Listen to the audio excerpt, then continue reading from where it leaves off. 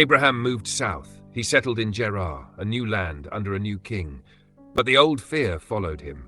Once again, he told Sarah to say she was his sister. He had done this before in Egypt, and now, decades later, he does it again. Why? Because fear lingers, even in the life of faith. Abraham knew the promises. He had seen God's deliverance. He had heard the covenant spoken aloud. But he still imagined the worst. If they know you're my wife, he thought, they'll kill me. So he hid the truth, and King Abimelech took Sarah. But God intervened.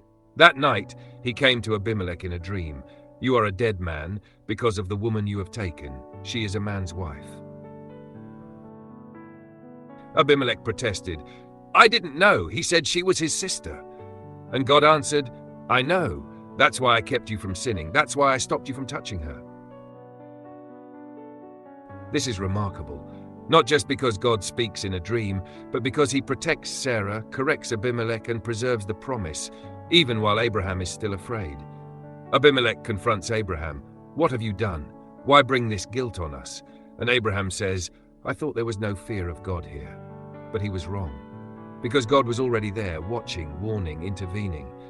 This story is not about Abraham's strength. It's about God's covenant faithfulness. Even when Abraham's faith trembles, God stands firm. He shields Sarah. He preserves the seed. He does not abandon the promise, even when his servant falters. And Sarah, she's still waiting, still childless, but protected.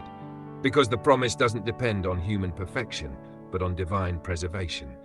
And that promise is about to be fulfilled.